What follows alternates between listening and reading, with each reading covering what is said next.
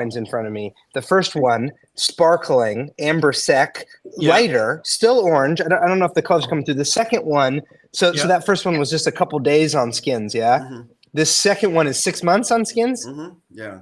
Look at that beautiful color. And then the Bonny Dunes, both of them are about 2 weeks. I've got 2 vintages here, but you could see. So there's this range of color, much like there's a range of red, right? You can have like lighter red, super dark red. Yeah, this is actually one of my they taste more like a red wine than a white wine, right? I mean, it's like you have the texture and body of that for sure. Yeah. That's what I wines is to guess the color gradient, right? If you have a darker bottle like this, you say to your friend, all right, everyone guess 0 to 10, with 10 being like deep rust brown and 1 being like a straw yellow, and then the like pure bright ambers are somewhere in between, and you can see what you think amounts of skin contact will do to that. Really clean wines. I keep coming back to this. It has almost like an orange marmalade characteristic that's just awesome. And then good structure, but no astringency. Mm-hmm. I like them both, but I think that how do you say this one? The RkatSiteli. The RkatSiteli is a gem. What do you think, Jesse? Sorry guys, I'm listening, but I'm producer back here, and I just got us live on YouTube and Facebook, and unfortunately I cannot get the LinkedIn to communicate. But I've tried all of them except for the amber sec, so it sounds like it's pretty tasty. It sounds like you should open up a bottle. Yeah, so I've got them here. Well, let's say, hey, the happy hour rules are we're allowed to drink here and enjoy, right? Yeah. So I do. I have my spit cup, but I'll enjoy as well. Keaton, what grapes are in here? So what are the Georgian grapes? Yes, so the RkatSiteli is just 100% RkatSiteli. That's the name of the grape, RkatSiteli. Yeah. Beautiful sounding grape. Yeah, it's the most prevalent white wine grape in Georgia. And then the amber sec is a blend of 4 different grapes. It's got RkatSiteli, Mitzvane, Kisi, and Chardonnay. Are these is RkatSiteli? Is it a white grape? Is it a copper grape? What does it look like? I'm not familiar with it. Yeah, so it's a white grape, but it definitely has some hues. The name RkatSiteli means red stem, and that's because the stems of the grapevine are this brown reddish hue. And cool. You definitely see some of that imparted into the grapes. That is awesome. RkatSiteli. Our Bonny Doon orange. I actually have the 40th anniversary label here too. I don't think that delivered. This is the 23 vintage. I also have the 22 vintage here. I think that's what you have. Yes, real similar blends here. It's rooted in Grenache Blanc and Grenache Gris. And then in the 22, there's a splash of orange muscat. And in the 23, we've added a little bit of Pinot Gris and Chenin. So you can see slightly, I feel like the color looks darker on the screen than in real life. Slightly more orange on the 23 vintage. And I think it's from the Pinot Gris, like just more of a copper color skin. Fermented in rotary fermenters. So the fermenters are on their sides and they have these paddles inside, these real gentle extraction, about 14 days, depending on the lot, and bone dry. And it just kind of has like that peach fuzz characteristic. I think that the nose is still like has tannins kind of. Is your crush the same as traditional, like regular wine? Did you go to crush the same time, or is it different? On our side, some of it is, but some of it will crush more gently. So rather than just to stem and crush everything into the tank and then pump over like a red, it'll go into rotary fermenters. Not all of it, but which is just a much more gentle, kind of controlled extraction. Our concern, or our we talk about deliciousness Right. And that's a pretty broad term. Like, what does deliciousness mean? But we're really trying to minimize astringency. And so I'm interested to hear the process on the RkatSiteli, Keaton. Our thought or our process is really around how do we minimize astringency? So, no sulfur add, a native yeast, a gentle extraction, so that there is some of the tannin, but it's not bitter. Right.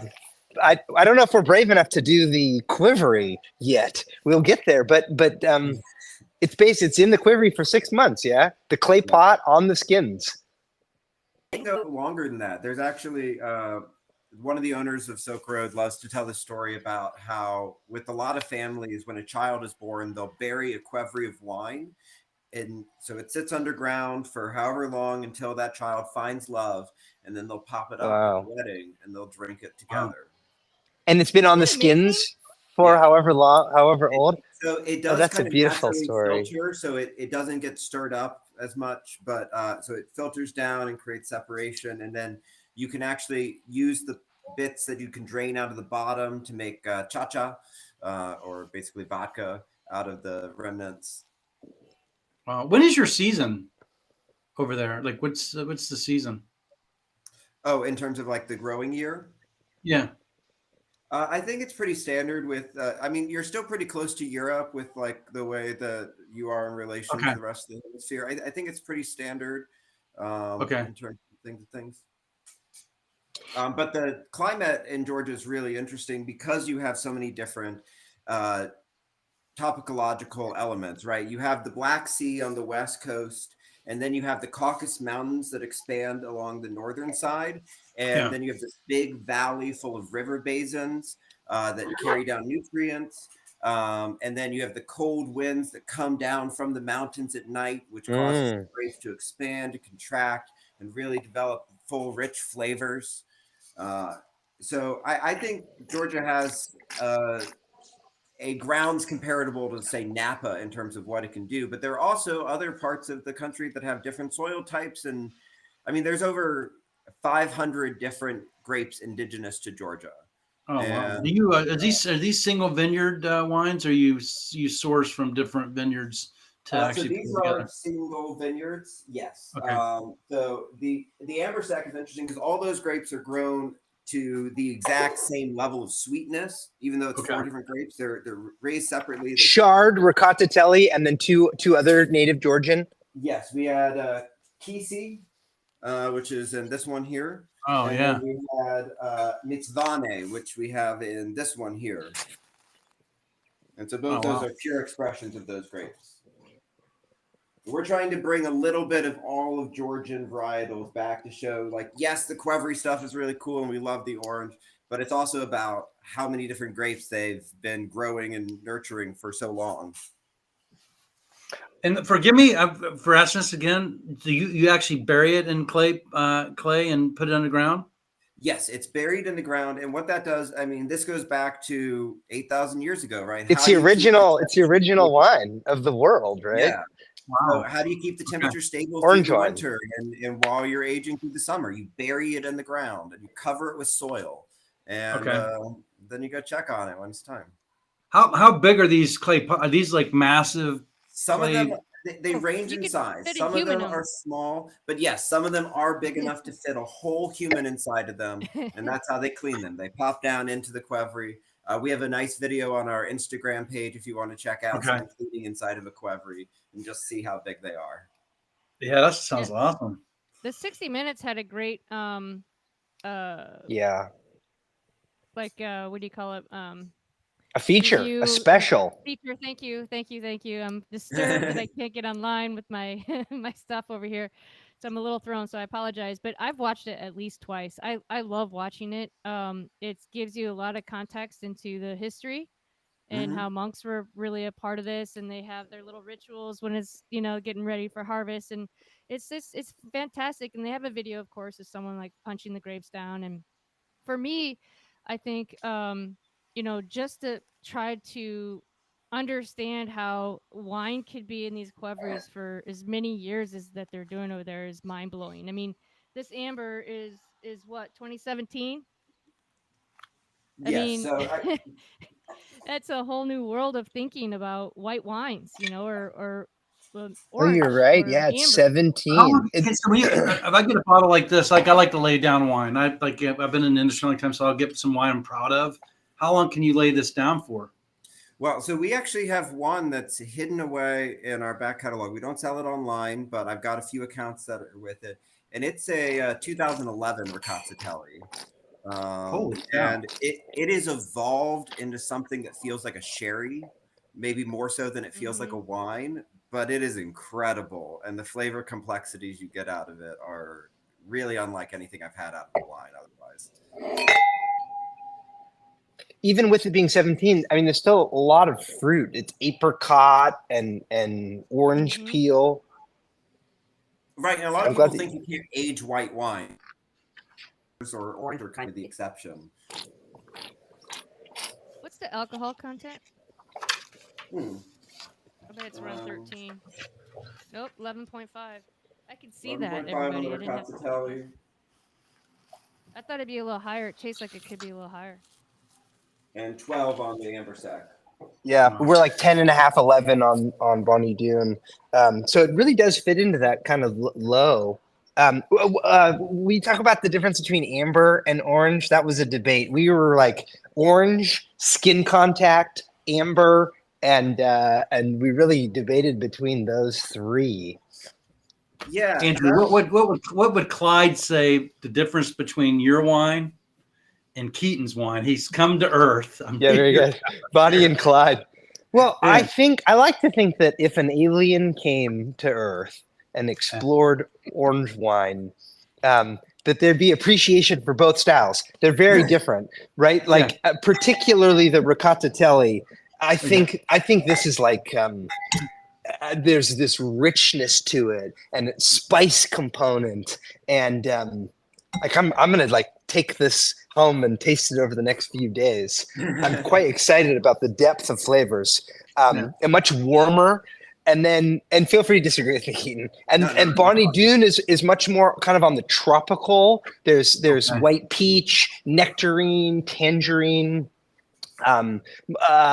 I would say more of like an entry level orange. If you like pink, if you like rosé, you're gonna love Bonny Doon. And then I think you like this is something really special. Like I'm gonna try to get another bottle of this. I know. I feel like I should have opened it. I should have laid this down for like 10 years before I tried it. So I think it's really the difference between kind of an older world style and of warmer and more of a depth of flavor, and then kind of the new world style, much more fruit driven. Do you agree with that, Keaton, or do you disagree? I mean, you have a really like glue wine here. Like I could just drink this in the afternoon and have it. Are you familiar? Is everybody familiar with that term? This is a. No. Can you explain what that is? Yeah, would you explain that, Keaton? This is a good one. So glue is a French onomatopoeia that basically means like glug glug glug glug glug glug, and it's the sound of you just pouring that bottle into the wine. It's the sound of like the beverage of wine. It's a very they say in the beer world it's sessionable. It's a very sessionable wine. Yeah. Oh yeah, absolutely. Sessionable. Pounder.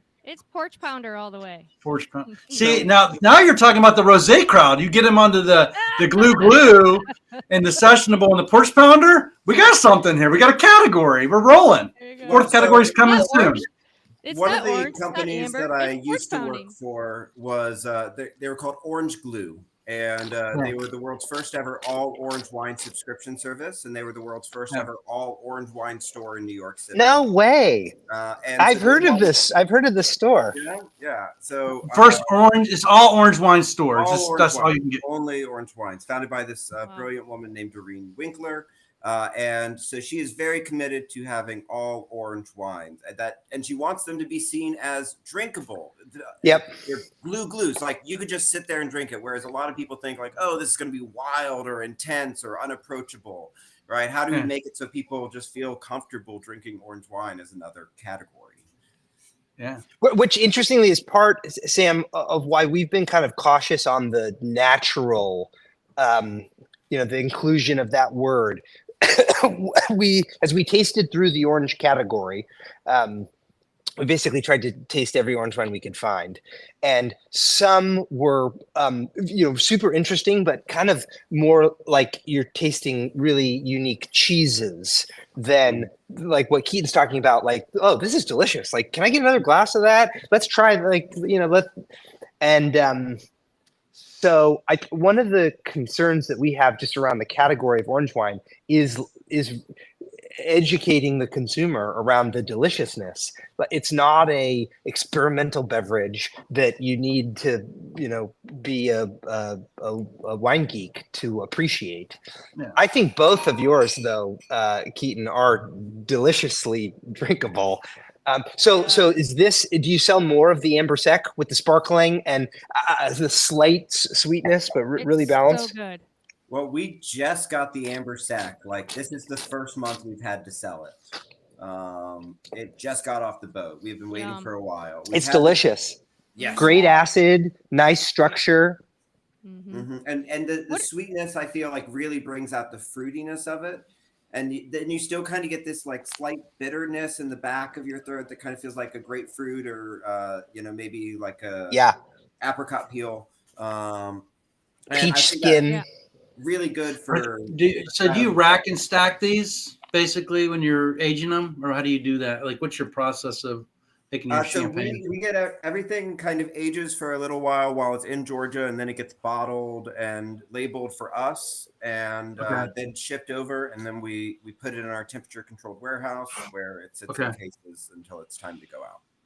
Okay. And amber, I'm quite interested in that word. Both of these say amber on them, Amber Sec and Amber Dry Wine. With Bonny Doon, we've gone much more orange. Same style, right? We're fermenting white grapes on their skins like you would a red. Would you talk about amber a little bit?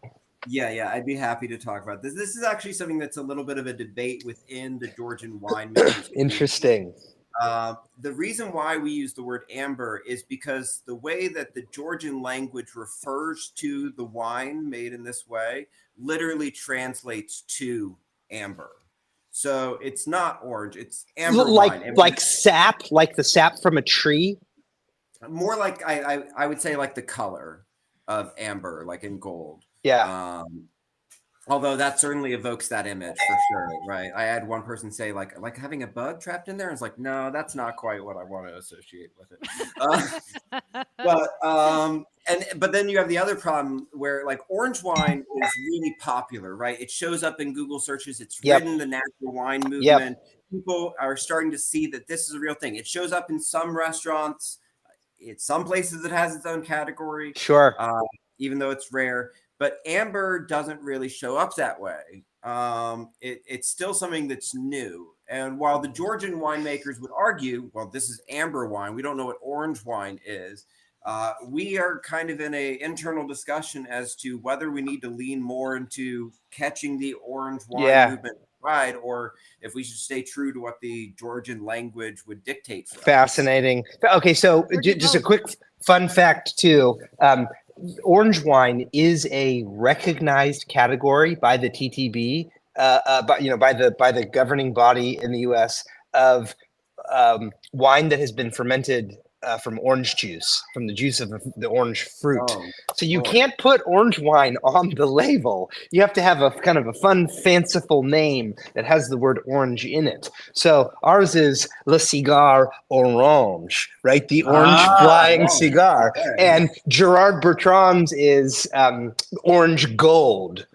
And so you'll see producers really try to, like, how can we come up with a fanciful name that has the word orange in it? And you don't have to do that with amber. You can put amber wine, I believe. Our compliance agency might disagree with me, but if you go down the orange road, you'd have to think, oh, that could work, right? The Silk Road, the Orange Road. You'll have to think of a fanciful name. You can't call it orange wine on the label. It's really interesting. Yeah, I didn't realize. I think it's also interesting too on red, white, rosé, and then orange, and everybody's like pink. Orange. Oh, yes. And so we were, my wife and I went back and forth, and I was like, well, what about l'orange? Because there's a brand called La Orange. Everybody will love it, But great. then I said, well, what do you think about amber? She's like, oh, that's fine. So, you know, It's well, you heard it here first. He made a new category. The main question that I get, particularly from people who have never tried orange, an amber, a skin contact, I guess just for the listeners, I view them all in the same category. It's white grapes that are fermented on their skins for some degree, for some amount of time. But the number one question I get is it made from oranges? And so the concern is the word orange can cause, oh yeah, this is made from oranges. So I get that exact problem a lot. You get that often, huh? That's the consumer education piece that we were talking about. Right. Yeah. And it kind of goes back to what we said before, right? There's not enough of it out on the shelves right now for people to start asking questions. So you have to lead with, I'm going to educate you before you even know that you want this, which is a tough sell sometimes. We've told it on the back. We really try to hold the customer's hand. So we say, this wine has the haunting fragrance of an elegant white wine. In this instance, the unmistakable scent of peach and the textural richness and depth of a red wine. Its orange color obtained when one ferments white grapes on their skins. It's like we couldn't get it to one sentence. That's Randall. Randall wrote that. You make it very clear that it's not made. It's very clear that it's not made from oranges. I'm reading the right, yeah. But it's interesting that the category can cause immediate confusion to a consumer, and it's something we're really thinking about. So, how do we hold the consumer's hand as they explore this delightful category, so that they don't feel intimidated and that they don't feel like it's an orange juice that's been fermented. Amber and skin contact are both good ways to do that. From our perspective, it appears that the word orange has become more accepted, but I don't know I think the jury's probably still out on that, but that's kind of the bet that we're making. As you can see, Google searches over the last decade, orange wine shows up so much more than anything else. Yeah, that's how we saw it on menus too. Oh, go ahead, Jesse. I had a podcast with Chris Scott, who is a WSET level 1, 2, 3, and 4 instructor. He and his wife have a company, and they do all kinds of wine tastings. Did really well through COVID, that kind of thing, because they're already set up online. And I asked him his opinion on, a lot of different things, and he's just all in on wine, and he definitely is in on orange wine, and he called it orange wine. He did not call it. There was no discussion. Interesting. About amber, but I think it's because orange wine came out first, or came out ahead, because how many producers in Georgia are even using Qvevri, and how many are producing the amber style? Well, I will say that Qvevri winemaking only makes up a small portion of the total Georgian wine exports. It's something that takes a lot more time and effort, and it's a lot easier to export the other things that has to age for less time and more quickly, or doesn't have as much inconsistency. So it's a small category, I guess, in the scheme of things, even for Georgia.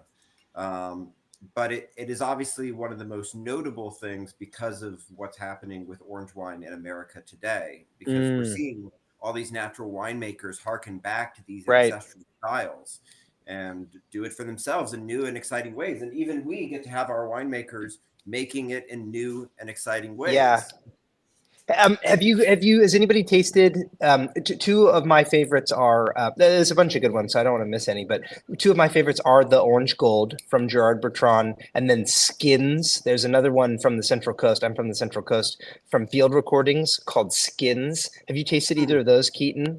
I have tasted the Field Recordings one. What I like about both of those is I think it has a broad appeal. Like, you don't have to know the category. Both of these do as well. So I just find it interesting. I like to see some of the bigger players entering the category, building awareness to the consumer. Well, that's to Brian's point, right? The more people in, maybe you made that point too, Andrew, but the more point in the box, the more exposure you're going to get, and the category is going to grow.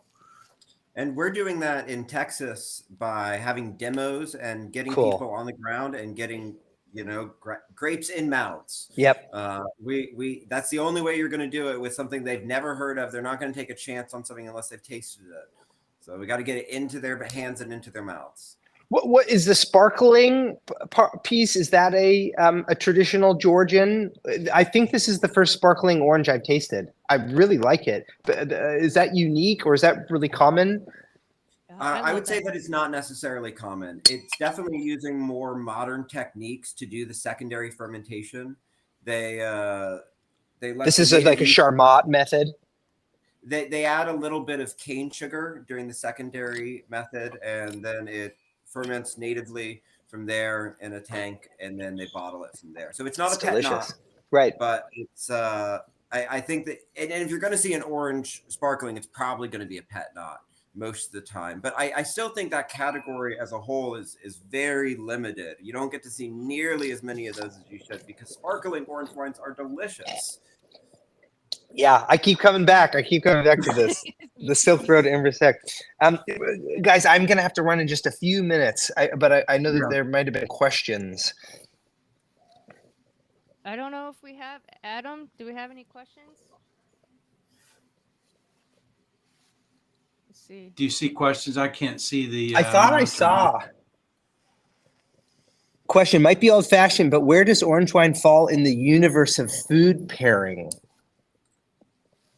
I think we covered that a little bit, but you want to hit it home, Keaton? If you would like to learn more about how to pair your amber wines with different things, we have this Georgian wine pairing wheel, which is on our website. You can get a physical copy as well. But with each one, it details what the wine is like if you've never had it before. Here's a similar thing. What the tasting notes are, and what foods you should pair it with. And so here we represent. We say fresh oysters and Parmigiano Reggiano and fried chicken as all different possibilities. Those are great ways to look and explore different ways to pair your wines.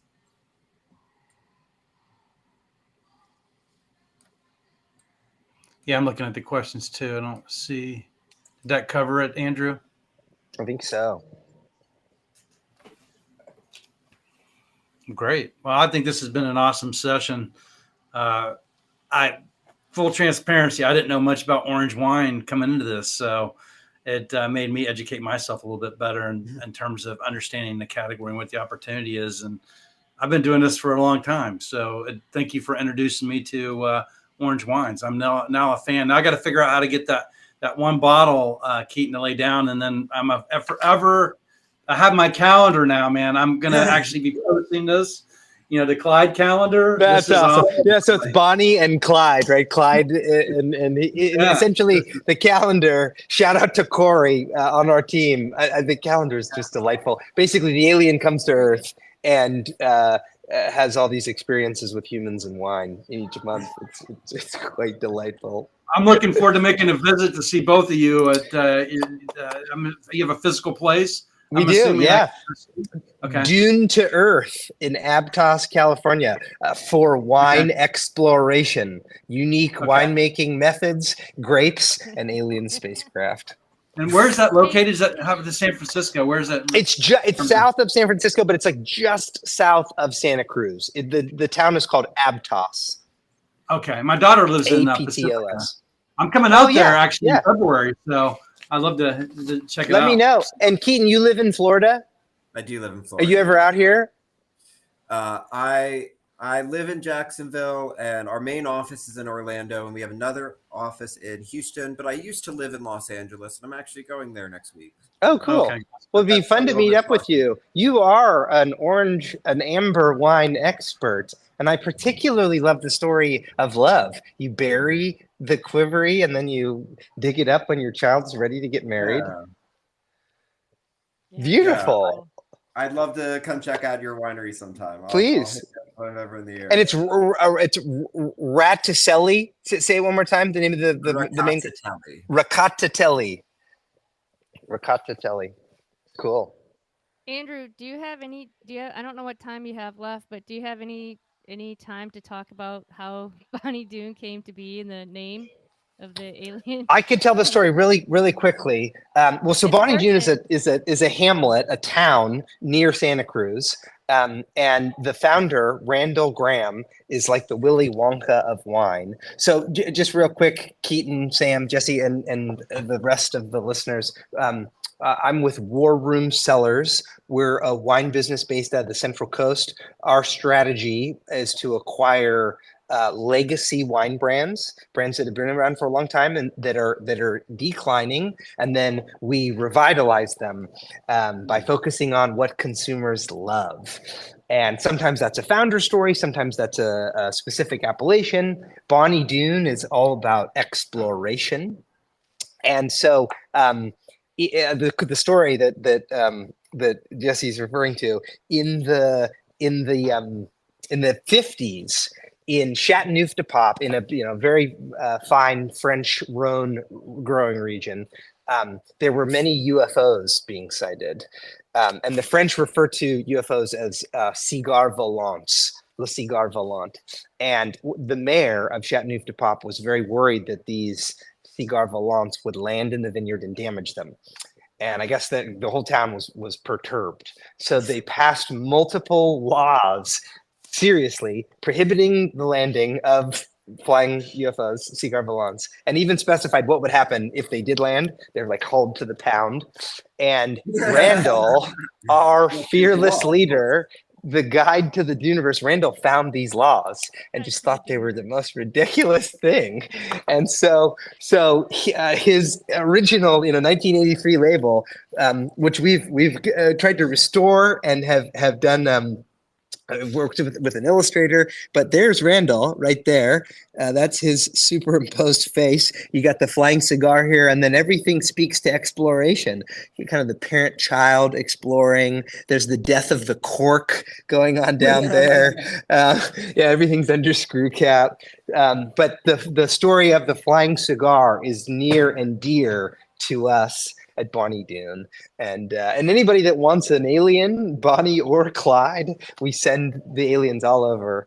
And I got some requests from our last podcast. Keaton, I'm glad to send you one if you'd like an alien. You know what? I would. They're really fun. An alien. Do you have children? I don't have any children. That's okay. The kids are drawn to I have some the nieces alien. and nephews that would probably there you go. very much enjoy an alien. I'll send you one. One, Keaton. Well, I'm not a child, but I'm drawn to the alien. And by the do you way, not have one, Sam? I'll send one to you too. I thought we'd send you one. We'll send you for sure. And any listener that wants one, if you email me at andrew@warroomcellars.com, I'll send you an alien. Oh, that's awesome. And by the way, the other bottle just arrived, but I couldn't answer the door, and my dog was losing his mind just now. And the guy's like standing at the door. I'm like, I can't answer the door to go get my wine. So anyway, it's all fun. I'm sorry that they didn't arrive before. We kind of predicted this. Jesse and I were on the phone earlier, and basically said, look, I'm sure that they'll arrive right after we're done with the podcast. For sure, yeah. That's the way it works. Keaton, it's so cool to see the Georgian wines, and I'm really excited about both of these. Thank you for sending them out. Yeah, absolutely. Yeah. We have one other orange wine that you didn't get to try. It's called Qvevri. Cool. I like the color. Even darker orange, huh? Well, so it's a brown bottle. So okay. But we have this in both. What year? So this is a 2017, and then we also have a 2017 that's not Qvevri, also Qvevri. Cool. You can see like the differences between what 6 months of skin contact does to the same grape. Oh, that's really cool. Well, I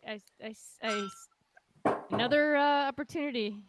And Jesse and Sam, thanks so much for having me on and for supporting the movement of orange and amber and skin contact. Yeah. Well, thank you. We'll prove Brian. Well, he didn't totally disagree, but he just said it was going to be a tough road, which I think we all knew getting into this. Absolutely, yeah. I mean, anybody trying to make it in the wine business, right? Well, you got to have a strong stomach. Trying to take shelf space. I mean, and then you have to educate on top of it is a challenge. Well, what we need is orange wine to show up in the WSET. we need the World Wine Organization to start respecting it as a category. Cool. Oh, that's a great call. There. That is a great call. That's a great call. Guys, I have to run. Thank you so much. Great to meet you, Keaton. Really beautiful wines. Sam, Jesse, always great to see you guys. I'm going to hop. Thank you. Okay. Have a great day, you Bye. guys. The future is bright Bye-bye orange. Feel free to join our happy hour anytime. You're always welcome.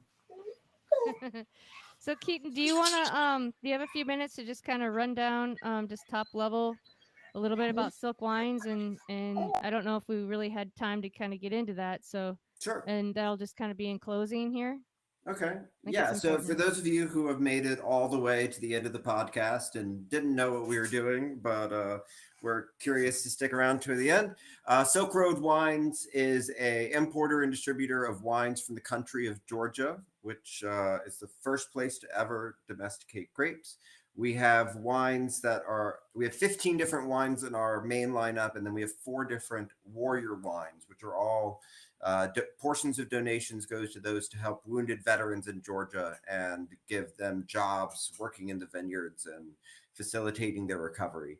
But we have 15 mainline wines, including 3 new sparklings.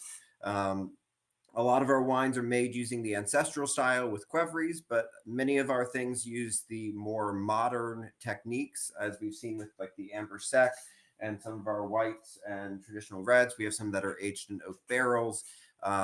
So we have a full gamut lineup of what you can see out of the possibilities of Georgian wine. We are currently in retail locations in Florida and Texas, but we also have a permit to sell direct consumer online. So all of our wines are available for purchase to be shipped directly to your house. We have 3 specials going on right now. One of them is a sweet indulgence gift box where we've partnered with a chocolatier in Houston, where they've curated 9 specific chocolates that are designed to bring out the best from 3 of our semi-sweet wines. And this is a great Valentine's Day gift. We're selling it for $99. It includes 18 chocolates and 3 wines. We also have one which is with our Saperavi Reserve, which is our most premium wine. It normally retails for $45, but we're selling 3 for the price of 2 at $90 for Valentine's Day. And then finally, if you want to try the new sparkling wines, including the Amber Sec, a new Rosé Sec, and an Extra Brut, we're doing a gift box of those that includes champagne flutes for $50. So a lot of different ways to try the wine right now. We have a ton of resources on our website. I'd encourage everyone to follow us on Instagram. It's not going to stop anytime soon. We got a lot of exciting stuff going on. I'm thinking Valentine's Day now for my wife, actually. So like, okay, ordering. So look for an order from me soon. All right. Sounds great. It's a great idea. Yeah, some of the flavors for the chocolates kind of blew me away. Like there's a chipotle and a ginger and an acai pomegranate, a blueberry cardamom. They really went all out in coming up with flavors that are going to bring out something a little bit different from each wine, but all of them pair amazingly. I think if you order that, you'll really enjoy it. Sounds great. I don't want to miss it. No. Well, Sam, Keaton, anything else that we need to cover before we say goodbye? I think this maybe we'll provide where to go actually order this great wine would be good, probably within the podcast. Great idea. Yeah, so you can order all of our wines at www.silkroadwines.com. Very easy. We have our full product page there, and you can order everything we ship. There are about 6 states that we can't ship to because Walworth in Massachusetts, they're a dry county. So if you live there, I'm pretty sure you're not allowed to order wine. Just have it go to the county next door and go pick it up. Yeah, that's fine. Amazon locker, that's okay.